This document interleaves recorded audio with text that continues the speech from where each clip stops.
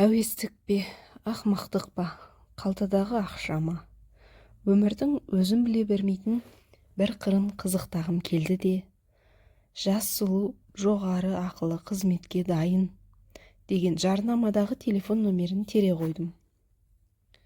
Ар жағынан үйде қабылдаймын деген қыздың дауысы естілген соң, мекен жайын біліп алдым да, сол үйге қарай тарттым. Қалай барғанымды, қалай қабылдағанын айтып жатудың қажеті жоқ.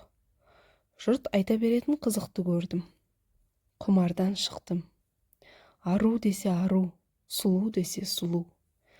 Кәсібін жетік білетіннің нақ өзі. Жап-жас болып соның бәрін қайдан үйренгеніне таң қаласың. Оның бәрін порнофильмдерден үйренгенін жасырмайды. Ол ма, нақ әртістей образға еніп, 12 мүшеңді балқытпай қоймайтындай дәрежеде орындайды.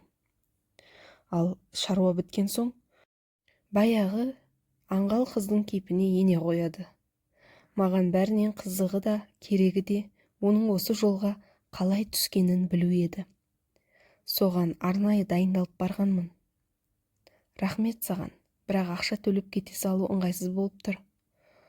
Құр қол келмеп едім, біраз әңгімелесіп, отыруға қалай қарайсың дедім. Уақытым бар, қарсы емеспін деді ол. Ендеше мынаны дұрыс алған екенмін деп, коньяк пен шоколадты ортадағы стол үстіне қоя салдым. Ол ас үйге барып, рюмкаларды әкелді.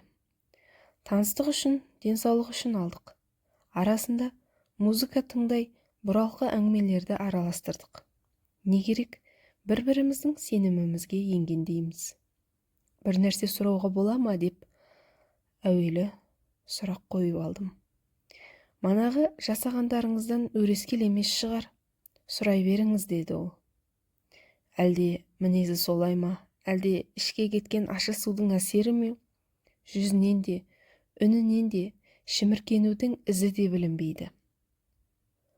Осы жолға қалай түстің? Оның қажеті қанша? Әп-әдемі қыз болған соң, мына кәсіпке қимағаным ғой. Бұл кәсіппен тек жаман адамдар айналысады деуге болмайды. Сонда да біртүрлі. Өмірде көңілдес, ашына, жай адамдарды да көріп жүрміз. Дегенмен ақылы қызмет көрсетіп, әдемі дүниені кәсіпке айналдыру деп міңгірлеп қалдым. Қалай ойлайсыз? Студенттің стипендиясымен басқасын былай қойғанда күн көру мүмкін бе? Жоқ, ендеше бізді бұл кәсіпке итермелеп отырған қолында билігі бар шенеуніктер. Мұның не деген ренішті сұрағыңызды маған емес, соларға қойыңыз. Ал маған университетті бітіріп, жыл сайынғы миллионға тарта ақшасы бар, ақылы бөлімде оқимын. Мамандығымды алып шығуым керек. Әйтпесе, мүлде жерде қаламын. Жерде қаламын деген жай сөз, аштан өлуі мүмкін. Ал қолдан келіп тұрған соң, оқып білім алу қажет. Бұл үшін арды аяққа басудан басқа таңдау қалған жоқ. Сіз қызықтан неге айырылдың деп ренжірсіз. Сіздің дұрыс. Жалпы дұрыс айтқаныңыз. Дұрыс болғанмен қайтпекпін. Ауылдағы әкеше мұндағы мені асырамақ түгіл, қолдарындағы қалған балаларын ашықтырмаса болды. Басқа ешкімім жоқ. Жаны ашығансып отырған сіз әлгі $100 жай неге бере салмадыңыз? Жайда берер едім. Қанша уақыт? Мен 4 жыл оқиды екенмін. Одан кейін тағы да 2 жылдық магистратура бар. Сонша тегін асырап, киіндіріп тұрар ма едіңіз? Енді қолдан келгенше деп міңгірледім. Солай ма? Ал мендей студент қыз қаншама? Ащы шындықты айттың, қолдан келер қайран жоқ. Жарайды, басқа әңгімеге көшейікші дедім, ішім удай ашып. Қиналмай-ақ қойыңыз. Қазақ қыздарын көз көрмек түгіл, құлақ естімеген жаман кәсіпке жаппай итермелеген сіз емессіз. Және оны болдырмау түгілі тежеу де енді мүмкін емес. Бәрі әлеуметтік теңсіздіктен туындайды. Қалап алған жолымыз болған соң, көретініміз осы. Бәрінен өкініштісі, әлсіздің үнемі қорлық көретіні. Мені осы жолға салған күнкөрістің тапшылығы да емес. Үйтіп тамақталып жүргенмін алғашқыда. Ендеше сол жолдан неге айырылдың? Ол да оңып тұрған жол емес еді. Панфилов бағындағы мемориалға жұрттың гүл апаратынын білетін шығарсыз.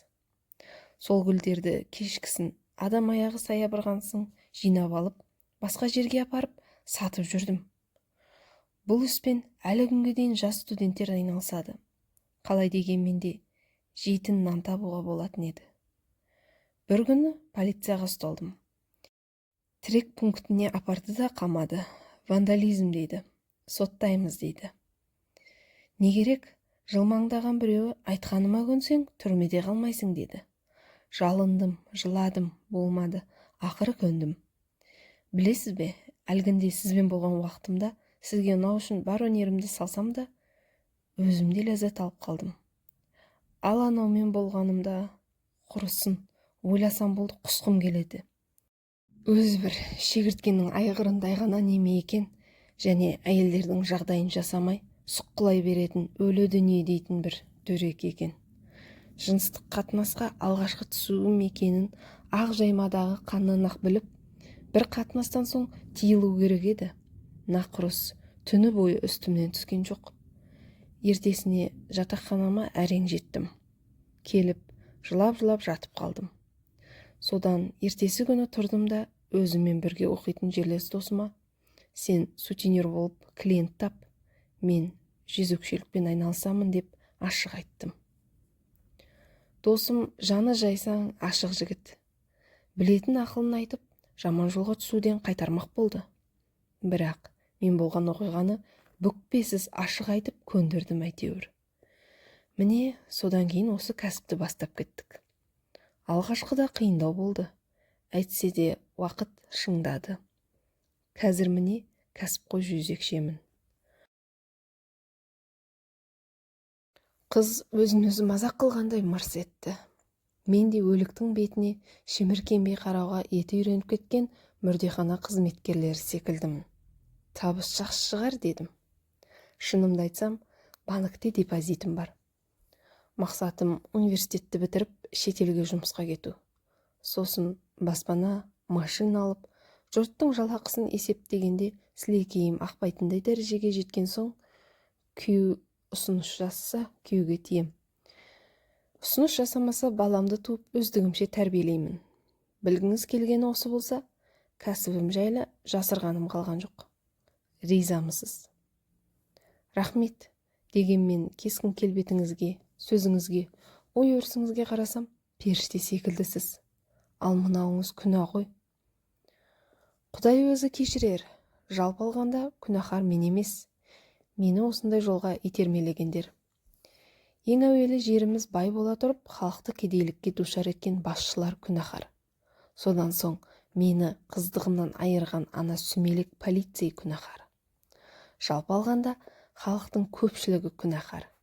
Әсіресе осының бәрін көріп, біле жүріп, жоғары жаққа айтып, студенттерге жағдай туғызу керек деп айта алмай жүрген ғалымдар, жазушылар, ақындар, жалпы зиялылар күнәһар. Ендеше қайтесіз, егер Алланың бары рас болса, тозақ отына жанатын жалғыз мен ғана емес. Қаншама адам бар екенін өзіңізде білесіз ғой.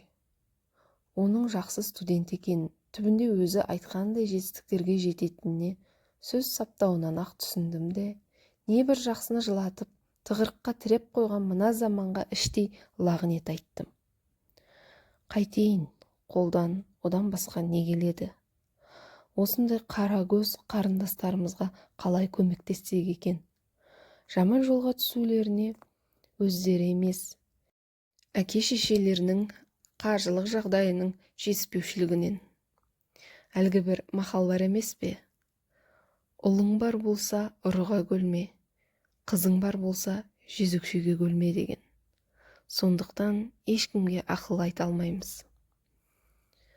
Қызды жоқшылық құртады, ұлды тоқшылық құртады дегенде мақал бар.